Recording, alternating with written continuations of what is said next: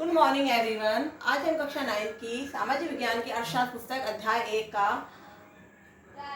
पाठ पालमपुर गांव की कहानी पढ़ेंगे। इस गांव की कहानी पढ़ने का उद्देश्य उत्पादन संबंधित मूल विचारों से परिचय कराना है, अर्थात उत्पादन किस तरीके से किया जाता है।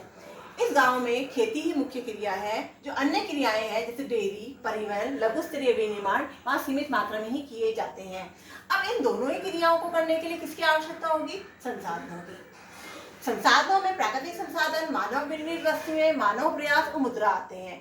प्राकृतिक संसाधन क्या होते हैं? प्राकृतिक संसाधन वे होते हैं जो हमें प्रकृति से प्राप्त होते हैं, जैसे कच्चा माल। मानव निर्मित वस्तुएं वे होती है जो मानव के द्वारा बनाई जाती है। जैसे किसान अगर खेती करेगा तो उसके द्वारा खेती करने के लिए काम में लिए जाने वाला हल मानव निर्मित है। मानव प्रयास किसान के द्वारा किया जाने वाला काम, अर्थात जैसे बीज बोना, ट्रैक्टर चलाना, मानव प्रयास कराएगा। और फिर आती है मुद्रा।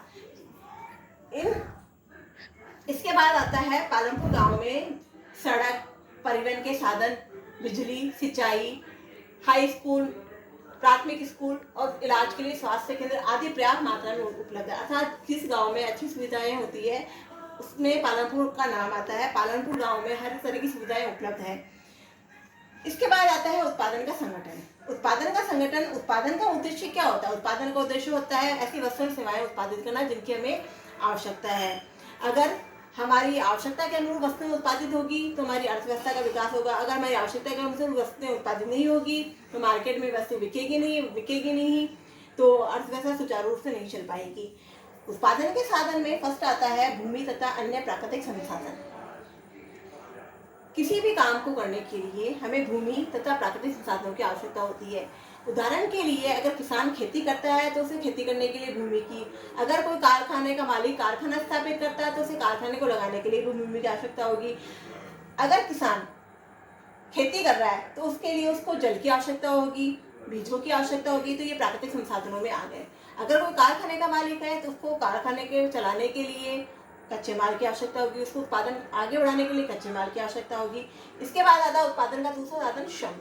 श्रम अर्थात काम करने वाले मजदूर। किसी भी काम को करने के लिए हमें श्रमिक की आवश्यकता होती है। अगर कोई कारखाने में मशीनों को चलाने के लिए श्रमिक नहीं है तो बताइए कैसे काम होगा, कैसे उत्पादन होगा? अर्थात उत्पादन के साधन के लिए हमें श्रमिक की आवश्यकता होती है।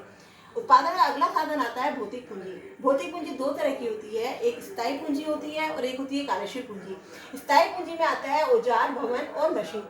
अर्थात ये पूंजी स्थायी पूंजी होती है।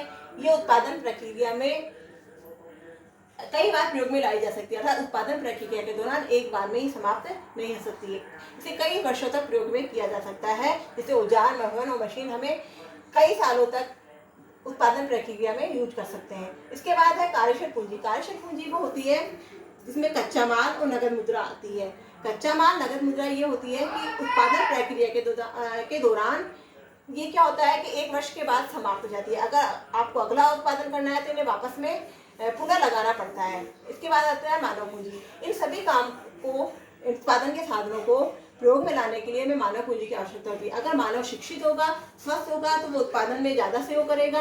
अगर मानव शिक्षित और अस्वस्थ है तो उत्पादन में कम सहयोग करेगा। Okay, thanks.